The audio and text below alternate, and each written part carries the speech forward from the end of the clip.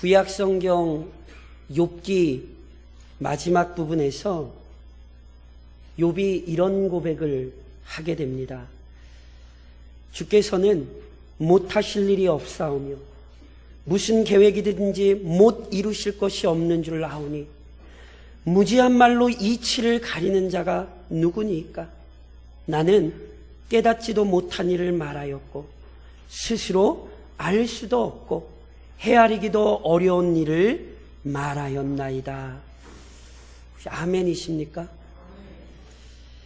믿음의 사람 욥에게 끔찍하고 고통스러운 일들이 발생했을 때 그 이유를 설명하려고 욥과 욥의 친구들이요, 자신들의 견해에 따라 수많은 말들을 쏟아냈습니다. 그런데 마지막에 하나님께서 그 영광을 드러내시자 그들 모두가 입을 닫았습니다. 왜요? 아무리 피조물이 지혜롭다고 우겨봤자 창조주 하나님의 지혜와 능력 앞에서는 아무것도 아니라는 사실을 깨달았기 때문이죠. 바울은 고린도전서에서 그래서 이렇게 이야기하잖아요. 하나님의 어리석음이 사람보다 지혜롭고 하나님의 약하심이 사람보다 강하니라. 그래서 자신의 정당함을 그렇게 꿋꿋하게 주장하던 욥이었지만 결국 자기가 계속해서 쏟아냈던 어리석은 말들을 회개하는 거예요. 깨닫지도 못하고 스스로 알 수도 없고 헤아리기도 어려운 일, 하나님 내가 그런 일들을 어리석게도 말했네요. 욥만이 아니죠. 욥의 친구들 역시 자신들이 주제넘게 행동했다는 것을 인정하고 겸손히 낮추어야 했습니다.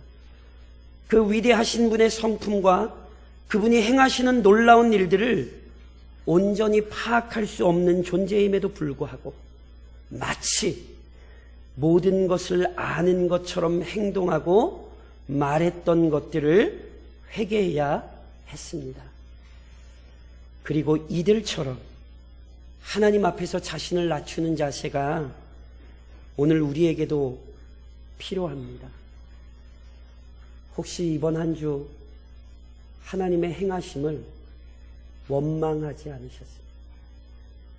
그 하나님이 놀라운 일들을 이루고 계심에도 내 생각, 내 판단으로 혹시 불평하지 않으셨냐고요. 그리스도인으로 살아간다는 것은 위대하신 창조주 하나님에 대해 더 깊이 이해하게 되는 과정이라 할 수 있습니다. 그리고 이렇게 하나님을 알아가게 될 때에 당연히 연약한 피조물들은요, 그 놀라우신 하나님을 찬양하고 그분을 더욱 신뢰하고 의지하게 되는 것이죠. 문제는 피조물인 인간이 지닌 어리석음과 한계 때문에 하나님의 선하심을 오해하기도 하고 하나님께서 행하신 일들에 대해 원망하기도 하는 거예요. 이러한 오해와 원망은 불신자만 하는 것이 아니라 그리스도인들에게도 생겨납니다. 그런즉 오늘도 우리의 삶이 신앙적이지 못한 것들, 불신앙적인 것들의 영향을 받지 않도록 주의하십시오. 우리가 섬기는 하나님이 도대체 어떤 분이신지를 바르게 이해하셔야 되고 그분이 여전히 이 땅에서 어떻게 행하시는지를 주의 깊게 살펴서 모든 순간마다 믿음으로 행동해야 합니다. 이를 위해 우리가 오늘 본문을 살펴보는 것입니다. 본문이 우리에게 무엇을 보여주는 줄 아십니까? 하나님께서는 자신의 자녀들을 주권적이고 신비로운 섭리에 따라 인도하십니다. 본문의 사건은요, 모세가 80세 정도 되었을 때 일어납니다. 당시 모세는 미디안 광야에서 장인의 양떼를 먹이고 있었습니다. 이 광경은 표면적으로만 보자면 유목민의 일반적인 일상생활입니다. 하지만 모세의 지나간 시간들을 알고 있다면 한숨이 절로 나올 상황입니다. 모세는 본래 이 지역 사람 아니에요. 그리고 모세의 직업은 목자도 아니에요. 심지어 모세가 나이가 80인데 누구 양을 치고 있어요? 장인 양 치고 있어요. 남자가 80세 먹도록 자기 재산도 없어요. 아마 누군가가 모세한테 가서 요즘 어째 살만하세요? 물어봤다면 모세의 답변이 그리 긍정적이지 않았을걸요. 왜 텔레비에 보면 자연인 그래가지고 일부러 막 이상한 산속에 들어가가지고 막 즐기면서 사시는 분들 있잖아요. 모세는 지금 그런 거 아니에요. 실은 정확히 얘기하면 모세가 계획하고 생각했던 삶과 전혀 달라요. 그럼 왜 도대체 모세가 이곳에서 자기 양도 아니고 장인의 양떼를 먹이게 되었습니까? 구약성경 출애굽기는요, 애굽으로 이주했던 야곱의 후손들이 크게 번성한 사실로부터 시작되죠. 그런데 이스라엘의 번성이 애굽 사람들에게는 두려움이 되었어요. 그리고 이 두려움은 이스라엘에 대한 시기와 증오로 뒤바뀌게 되었습니다. 그래서 애굽 왕 바로는 갖가지 방법을 동원하여 이스라엘을 압제하고 괴롭혔지요. 하지만 바로와 애굽 사람들의 억압에도 불구하고요, 이스라엘 백성은 더욱더욱 번성했어요. 그러자 바로는 이스라엘을 철저히 제압하기 위해 아주 끔찍한 명령을 내립니다. 뭔지 아시죠? 여자애가 태어나면 나중에 종으로 부리기 위해 살려놓는 거예요. 하지만 남자아이가 태어나면 태어나는 즉시 죽여 나일강에 버리는 거예요. 이스라엘의 위대한 지도자 모세는 이토록 잔혹한 위기의 시대에 태어났습니다. 물론 바로가 모세의 목숨을 앗아갈 수는 없었습니다. 모세에게 생명을 허락하신 하나님께서는 이미 모세를 살릴 방편도 준비하셨지요. 그래서 이미 그의 부모에게 담대한 믿음을 주셨고, 부모들은 그 믿음에 따라 행동했기에 모세의 생명은 보존되었습니다. 그리고 모세를 보호하시는 하나님의 섭리는 계속해서 이어졌지요. 부모가 이 아이가 태어났다는 것을 더 이상 숨길 수 없는 상황이 되었어요. 어떻게 해요? 모세의 부모들은 분명히 확신했어요. 하나님께서 이 아들을 지키실 것이라 확신했어요. 그래서 하나님에 대한 분명한 확신으로 아이를 갈대 상자에 담아 나일강에 띄었습니다. 이건 포기한 게 아니에요. 하나님께 맡긴 것이지. 그러자 인간이 도저히 고안하지도 이루지도 못할 놀라운 일이 벌어지지요. 모세가 담긴 갈대 상자를 누가 발견합니까? 바로의 딸이 발견합니다. 그 딸이 발견하고는 알아요.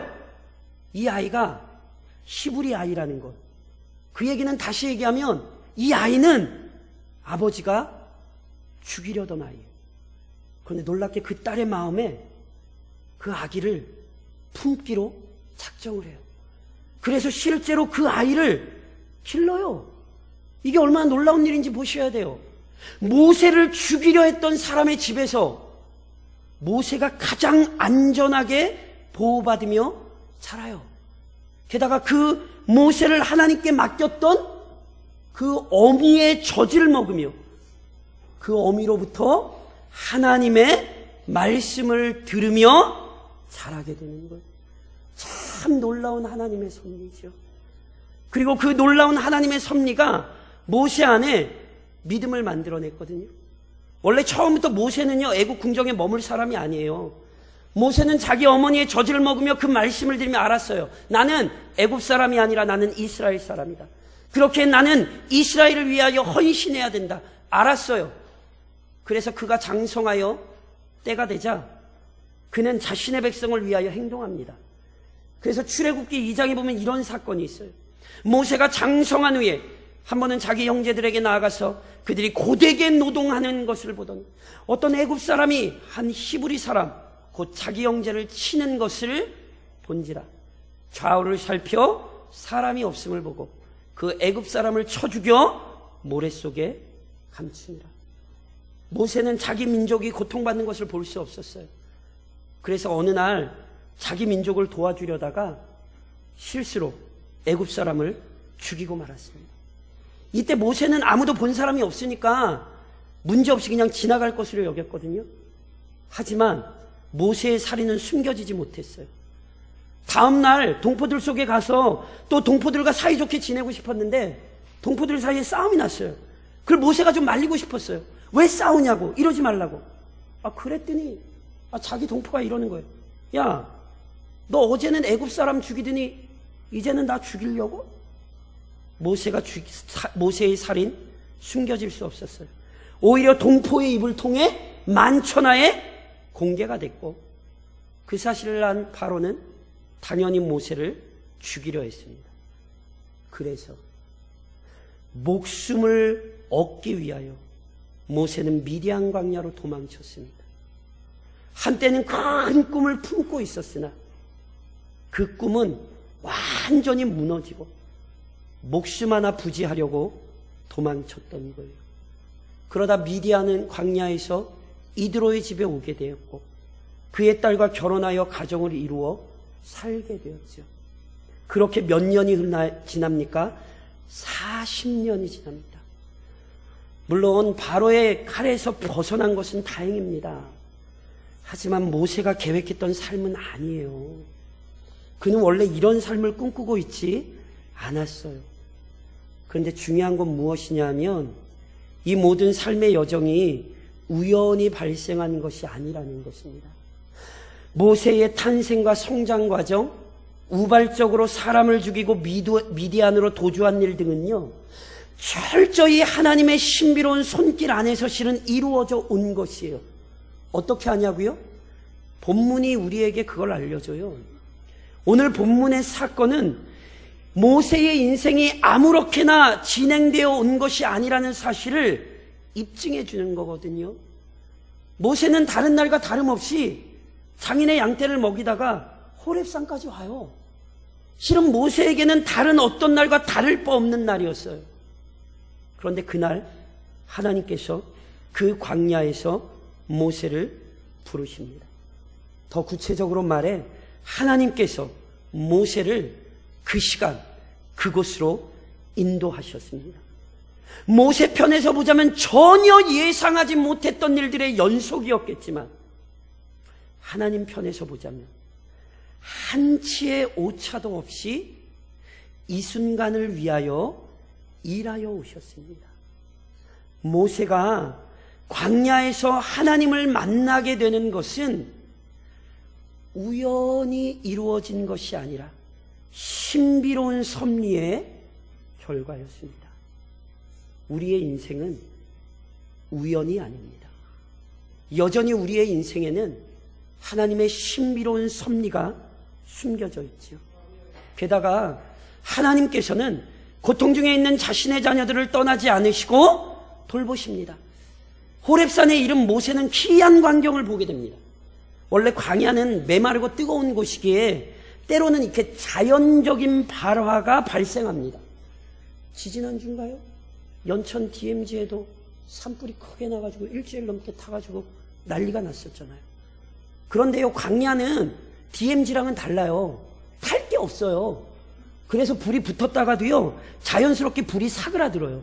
그래서 모세가 불이 붙은 떨기나무를 보았을 때요, 처음에는 대수롭지 않게 여겼어요.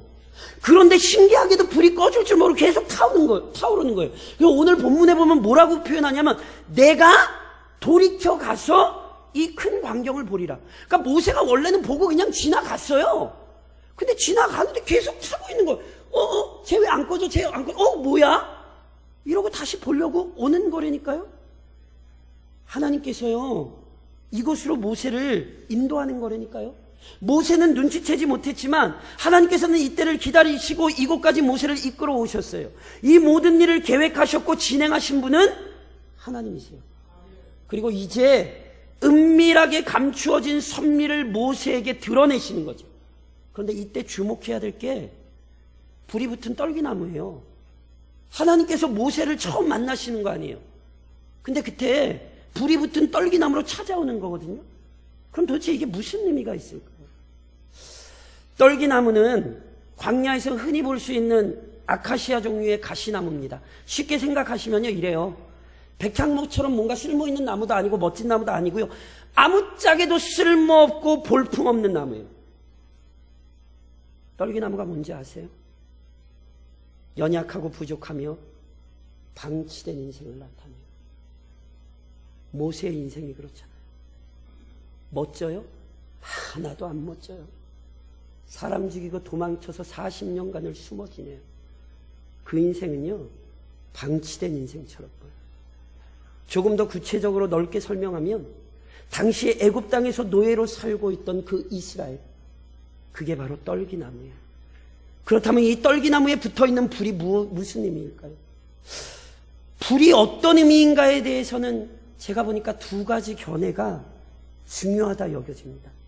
첫 번째 불은요, 하나님의 인재 또는 하나님의 권능과 위엄의 증거로 보는 견해예요.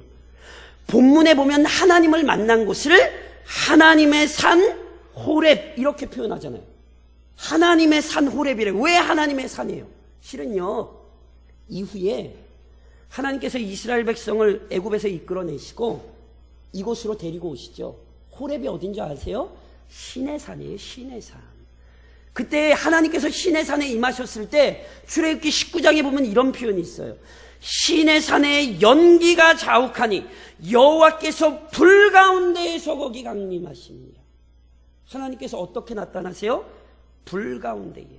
불로서 하나님의 권능과 위엄, 그의 존재를 보이세요. 그러니 떨기나무에 불이 붙은 것도 모세에게 그 하나님의 권능과 능력, 위엄을 보이신 것으로 생각할 수 있습니다. 두 번째 불에 대한 중요한 견해는요, 이 당시 이스라엘 백성이 당하던 혹독한 고난으로 이해할 수 있어요. 출애굽기 2장에 이런 말씀이 있어요. 여러 해 후에 애굽 왕은 죽었고 이스라엘 자손은 고된 노동으로 말미암아 탄식하며 부르짖으니 그 고된 노동으로 말미암아 부르짖는 소리가 하나님께 상달된지라. 당시 이스라엘 백성들이 어때요? 마치 불 가운데 있는 것 같아요. 너무너무 큰 고통 가운데 이스라엘 백성들이 몸부림치고 있었어요.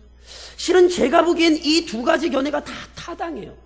그리고 실은 이와 관련하여 떨기나무가 타서 없어지지 않는 것을 실은 우린 주목할 필요가 있어요. 아까 말씀드렸듯이요, 떨기나무는요, 이거 뭐 아무짝에도 쓸모없고 볼품없는 나무예요. 그런데 불이 붙었는데 놀랍게 떨기나무가 사라져요? 안 사라져요? 안 사라져요. 이게 도대체 무슨 의미냔 말이에요. 떨기나무에 불이 붙어 있는데 떨기나무가 사라지는 것이 아니라 꿋꿋하게 버티고 있잖아요. 이것이 이스라엘의 모습이라니까요. 여전히 이스라엘이 큰 고통 중에도 버티고 있죠. 왜요? 출애굽기 2장 24절로 25절에 이런 말씀이 있어요. 하나님이 그들의 고통 소리를 들으시고 하나님이 아브라함과 이삭과 야곱에게 세운 그의 언약을 기억하사 하나님이 이스라엘 자손을 돌보셨고 하나님이 그들을 기억하셨더라. 어떻게 이스라엘 백성이 그렇게 혹독한 고난 가운데 인내할 수 있었어요? 하나님이 그들을 돌보셨다니까요. 하나님은 한순간도 그들을 잊은 적이 없으시고 그들에게 은혜를 베푸셨어요. 특별히 오늘 아까 읽으셨던 저랑 2절에 보면 여호와의 사자가 어디에서 나오냐면 불꽃 가운데 나와요. 그 고통 가운데 여호와의 사자가 함께 계시는 거예요. 여호와의 사자가 하늘에서 내려오는 것이 아니라 이스라엘이 받고 있던 그 고난 속에서, 불 속에서 여호와의 사자가 언제나 함께 계셨어요. 그는 자신의 백성을 떠나 계신 분이 아니라 자신의 백성의 고통 중에 함께 거하시며 그들을 위로하시고 그들을 인도하시며 그들을 이끌어 가시는 분이지요. 불타는 떨기나무의 모습 속에 하나님이 이것을 말씀하시는 거예요. 나는 나의 백성을 떠나지 않고 나의 백성과 함께하는 너희의 하나님 여호와입니다. 그리고 그가 함께 하시기에 하나님께서는 마침내 자신의 자녀들을 선하신 길로 인도하십니다. 하나님께서 불에 타는 떨기나무 광경으로 모세를 찾아오셨잖아요. 모세는 처음에 그 의미를 몰랐어요. 단지 그 광경이 너무너무 신기했어요. 그래서 원래는 지나쳤는데 다시 그냥 자세히 좀 보려고 가까이 가는 거예요. 그런데 모세가 떨기나무 가까이 왔을 때에 어떤 일이 일어납니까? 모세야, 모세야. 하나님이 모세의 이름을 아주 정확하게 부르십니다. 왜냐하면 그분은 이 시간을 기다려 오셨기 때문에. 그는 간절히 모세를 찾으시는 거예요. 모세야, 모세야. 하나님의 이 간절함은 모세의 가슴에 박혔어요. 그는 이 음성을 피할 수 없다는 사실을 알았어요. 그래서 깜짝 놀라 도망간 게 아니에요. 내가 여기 있나이다. 그는 그 말씀의 권능을 직감적으로 알았어요. 그러자 하나님께서 그에게 끊임없이 말씀하시죠. 이리로 가까이 오지 말라. 내가 선 곳은 거룩한 땅이니 내 발에서 신을 벗으라. 또 이르시되 나는 내 조상의 하나님이니 아브라함의 하나님, 이삭의 하나님, 야곱의 하나님이라. 하나님이요, 떨기나무 앞으로 온 모세에게 하나님이 누구이신지를 아주 분명하게 들려주세요. 나는 너희의 조상 아브라함과 이삭과 야곱의 하나님이다. 어떤 하나님입니까? 그들을 친히 찾아오시고 그들과 언약을 맺으신 전능하신 하나님이시죠. 만물을 창조하셨을 뿐 아니라 여전히 만물을 다스리시는 위대하고 거룩하신 하나님입니다. 그래서 실은요, 그분 앞에 죄인이 함부로 나아갈 수 없어요. 그래서 하나님이 모세에게 뭐라고 말씀하셨어요? 내 발에서 신을 벗으라고. 발에서 신을 벗는다는 건 자신의 낮고 천함을 인정하고 그 권위에 굴복하는 행위예요. 그러니까 하나님이 지금 모세에게 뭘 원하시는 거예요? 내가 너의 하나님이라는 사실을 인정해. 내가 너의 지도자라는 사실을 인정해. 하나님이 지금 권위로운 모세에게 말씀하시는 거예요. 그러니 모세가 그 말씀을 들었을 때 당연히 그 마음이 두렵지 않았겠습니까? 그래서 본문에 보세요. 모세가 뭘 하죠? 두려워서요, 얼굴을 가려요. 하나님 앞에 설 수 없는 자신의 존재를 인식을 해요. 그러자 하나님께서 그 모세에게 아주 놀라운 말씀을 하시죠. 왜 모세를 찾아오셨는지 하나님 말씀하시는 거예요. 그것은요, 크게는 두 가지로 이해할 수 있습니다.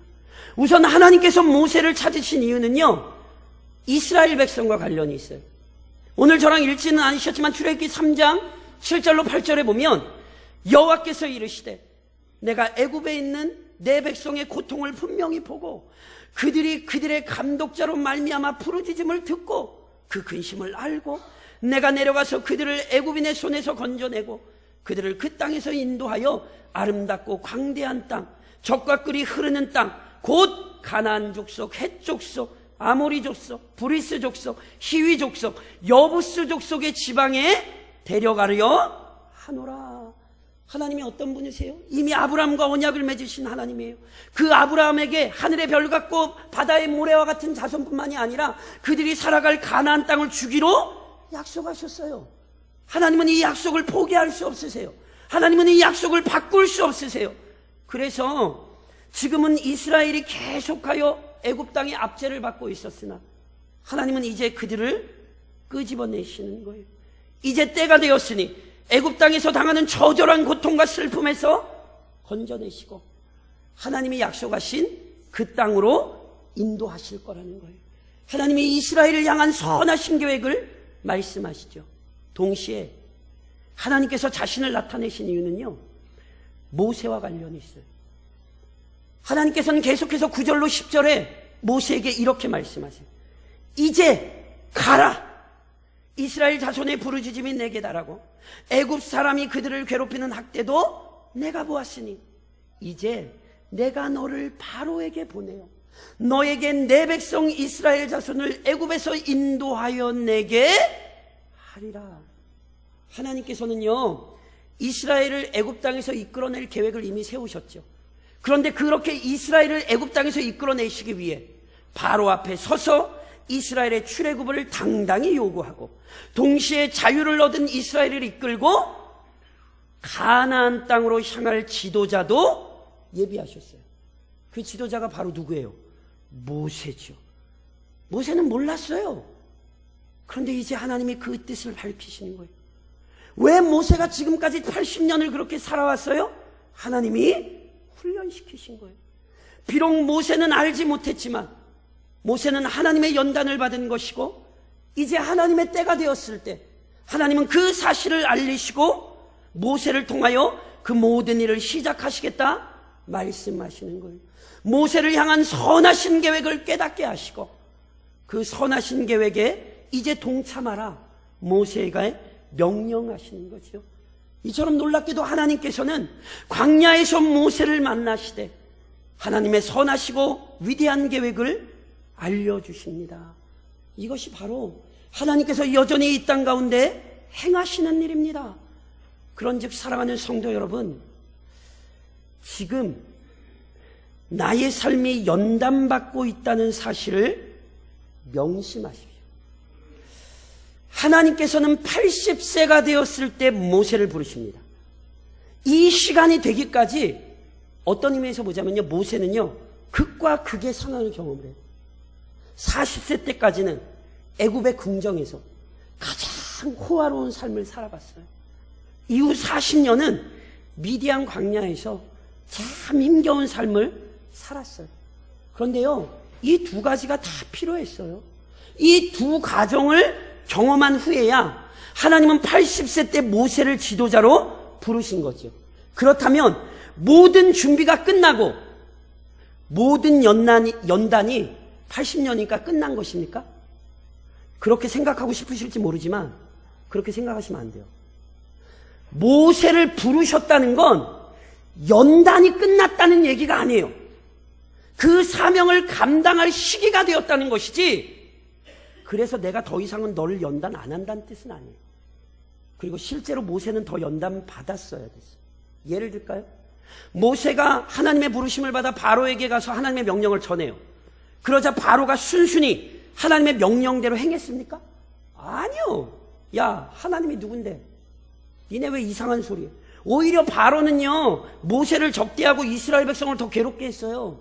그래서 심지어 이스라엘 백성마저 막 모세를 원망했죠. 너 왜 와가지고 우리 더 힘들게 하냐고. 그때 모세가 어떻게 합니까? 아, 하나님, 힘들어도 참을 수 있습니다. 제가 80년이나 연단을 받지 않았습니까? 이 정도는 아무것도 아닙니다. 모세가 이랬습니까? 아니에요.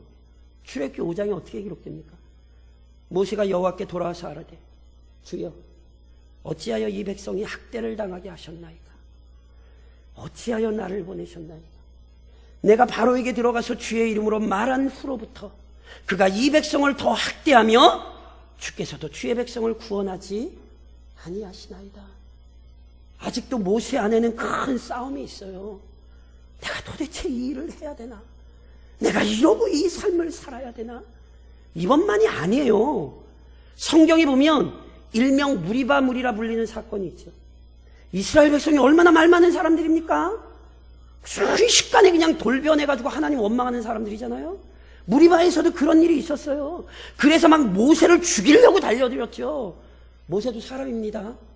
욕먹으면 기분 나빠요. 그래서 그때 모세가 화가 너무너무 많이 났어요. 그래서 실은 성질을 좀 냈죠. 근데 그것 때문에 어떻게 됐죠? 민수기에 이렇게 기록되죠.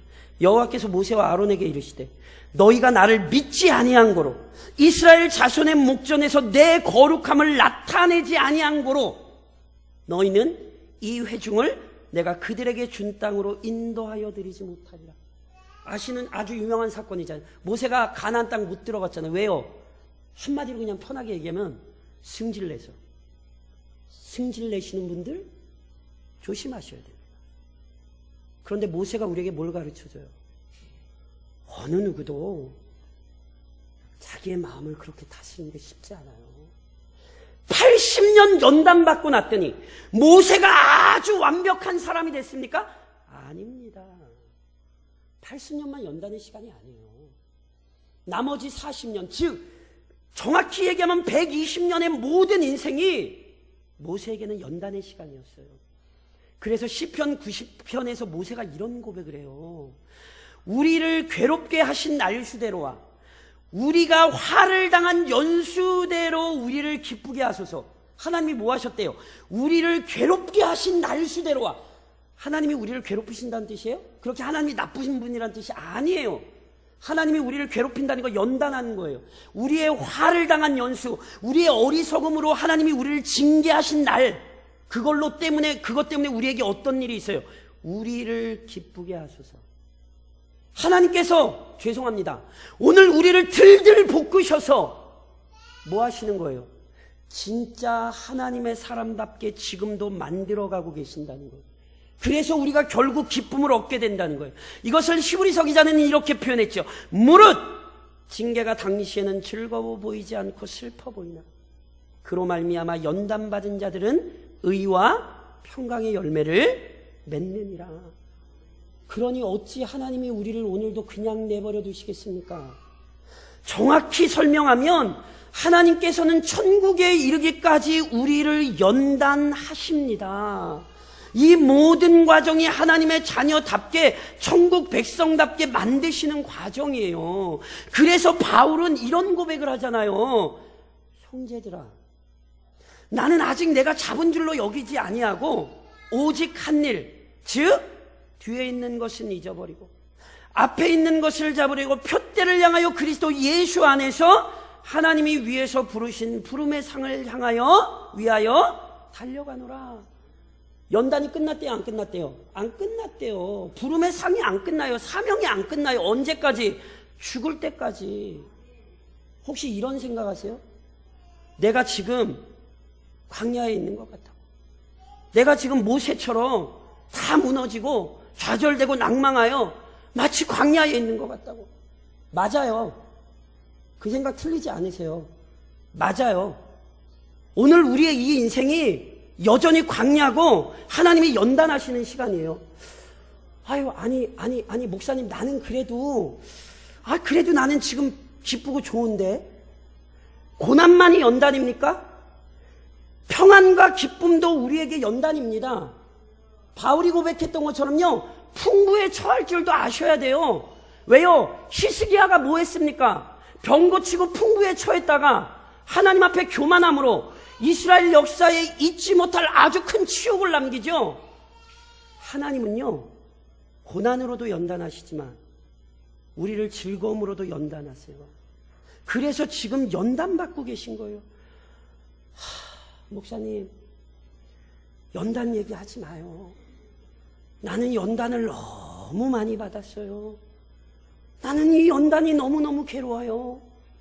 혹시 그런 분 계십니까? 죄송합니다. 끔찍한 얘기 하나만 더 할까요? 연단은 내가 정하는 것 아닙니다. 연단의 시기와 방법은 하나님이 정하시는 것이지 내가 정하는 거 아니에요. 시편 105편이 우리에게 뭐라고 얘기합니까? 그가 한 사람을 앞서 보내셨으며 요셉이 종으로 팔렸도다. 그의 발은 착고를 차고 그의 몸은 쇠사슬에 매였으니 곧 여호와의 말씀이 응할 때까지라. 그의 말씀이 그를 단련하였도다. 하나님이 연단받게 하시면 받으셔야 돼요. 못 도망가요. 그거 받으셔야 돼요. 그리고 그게 우리에게 복이 돼요. 그러니 지금의 상황에서 감사와 찬양으로 믿음을 보이십시오. 그리고 하나님의 뜻을 깨닫게 될 때 지체하지 말고 순종하십시오. 모세는 생각지도 못했던 시기에 예상치도 못했던 곳에서 하나님을 만났어요. 그리고는 이스라엘을 인도하라는 사명을 부여받았어요. 얼마나 감사해요. 감사해요, 안 감사해요? 모세 얘기라고 그렇게 관심 없이 얘기해. 아니, 하나님을 만나서 사명을 받았으냐, 감사합니까, 안 감사합니까? 그렇죠? 그러니 아멘으로 응답해야 돼요, 안 해야 돼요? 모세가 그렇게 했어요, 안 했어요? 잘하시네요. 모세가 볼 때 지금 자신의 상황으로는 지금 그럴 때가 아니에요. 큰 낭만과 좌절과 절망 중에 있는 성도에게 하나님이 사랑하세요. 하나님이 위로하실 거예요. 이 말이 먹힙니까? 안 먹혀요. 사람이 아무리 말로 위로해도 안 먹혀요. 그래서 모세도 실제로 하나님 감사합니다. 예, 제가 이제 안 그랬다니까요. 출애굽기 4장에 어떻게 기록돼요? 모세가 이르되 주여 보낼 만한 자를 보내소서. 여호와께서 모세를 향하여 노하여 이르시되 레위 사람 내 영 아론이 있지 아니야. 그가 말 잘하는 것을 내가 아노라. 그가 너를 만나러 나오나니 그가 너를 볼 때에 그의 마음에 기쁨이 있을 것이야. 모세가 싫다 그래서 하나님 뭐 하셨어요? 놀랍죠. 하나님이 화를 다 내셨어요. 그러면서 뭐라고 말해? 야, 걱정하지 마. 내가 다 준비해냈으니까 너는 가기만 가. 성경에 보세요. 근데 모세만 이런 거 아니에요. 하나님께서 예레미야를 부르셨을 때 예레미야 1장에 보면 이런 기사가 있어요. 여호와의 말씀이 내게 임하니라. 이르시되 내가 너를 모태에 짓기 전에 너를 알았고 내가 배에서 나오기 전에 너를 성별하였고 너를 여러 나라의 선지자로 세웠노라 하시기로 내가 이르되 슬프도소이다. 주 여호와여 보소서. 나는 아이란 말을 할 줄을 알지 못하나이다. 무슨 얘기인지 아시겠어요? 예레미야한테 하나님, 야, 내가 모태에 너를 택했고, 야, 내가 너를 통해 일할 거야. 아멘! 그랬더니 예레미야가 뭐래요? 싫은데요? 아, 이 정도는 점잖은 편이에요. 요나 기억하세요? 요나 1장에 뭐라고 기록해요? 여호와의 말씀이 아미떼의 아들 요나에게 임하니라. 이르시되 너는 일어나 저 큰 성읍 니느웨로 가서 그것을 향하여 외치라. 그 악독인 네 앞에 상달되었음이니라 하시니라. 그러나 요나가 여호와의 얼굴을 피하려고 일어나 다시스로 도망하려 하여 욥바로 내려갔더니 마침 다시스를 가는 배를 만난지라. 여호와의 얼굴을 피하여 그들과 함께 다시스로 가려고 뱃삭스를 주고 배에 올랐더라.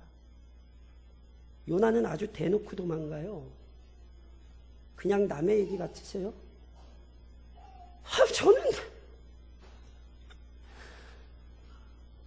저는 제 얘기를 보는 것 같아서.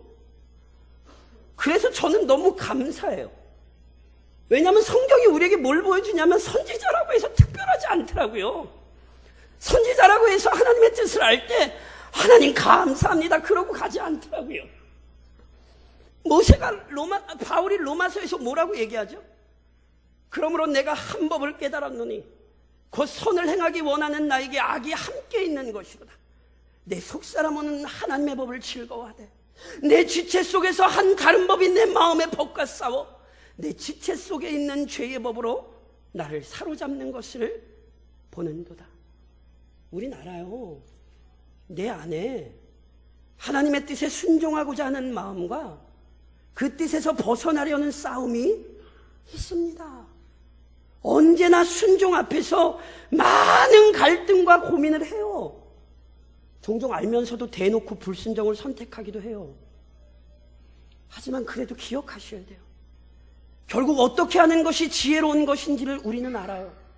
하나님의 뜻을 벗어나는 것이 아니라 그 뜻에 순종하는 것이 우리를 살립니다. 잊지 마십시오.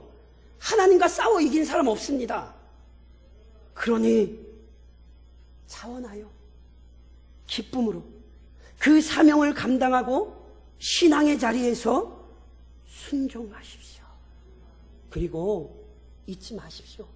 지금도 연약한 인생을 찾아오시고 동행해 주시는 하나님을 신뢰하십시오. 모세에게 미디안 광야는 살기 위해 어쩔 수 없이 도망친 자리입니다. 80년의 실패의 자리요, 낭망의 자리입니다.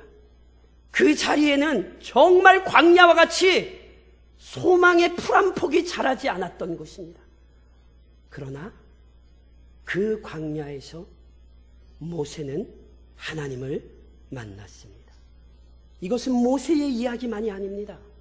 출애굽한 이스라엘 백성은 위험하고 견디기 힘든 광야길을 걸어야 했습니다. 그것도 하루 이틀이 아니라 무려 40년을 버텼습니다. 이것이 어떻게 가능했습니까? 출애굽기 13장은 우리에게 이렇게 알려주죠. 여호와께서 그들을 앞에서 가시며 낮에는 구름 기둥으로 그들의 길을 인도하시고 밤에는 불 기둥을 그들에게 비추사 낮이나 밤이나 진행하게 하시니 낮에는 구름 기둥, 밤에는 불 기둥이 백성 앞에서 떠나지 아니하니라. 표면적으로 보자면 광야는 너무나 고통스러운 장소입니다. 그러나 그 광야에서 이스라엘은 하나님을 만났습니다. 하나님의 놀라운 능력과 선하신 손길을 경험했습니다. 그 광야에 하나님이 친히 그들과 함께 하셨고 그들의 앞서 행하시며 그들을 위로하셨습니다. 이것이 하나님께서 여전히 이 땅 가운데에서 자신들의 백성에게 행하시는 위대한 섭리입니다. 사랑하는 성도 여러분, 오늘 우리의 삶이 광야와 같습니다. 두려워하지 마십시오. 그 광야와 같은 우리의 인생에도 하나님의 신비로운 계획과 비밀이 숨겨져 있습니다. 오히려 그는 우리를 광야로 이끌고 들어가십니다. 왜요? 만나 주시려고, 그리고 경험하게 하시려고. 그러니 이번 한 주간도 그 광야에서, 오늘 내가 연단받고 있는 그 자리에서 이전에 알지 못했던 그 놀라운 은혜를 경험하는 한 주간이 되시기를 언제나 우리와 동행하시는 주 예수 그리스도의 이름으로 축원합니다.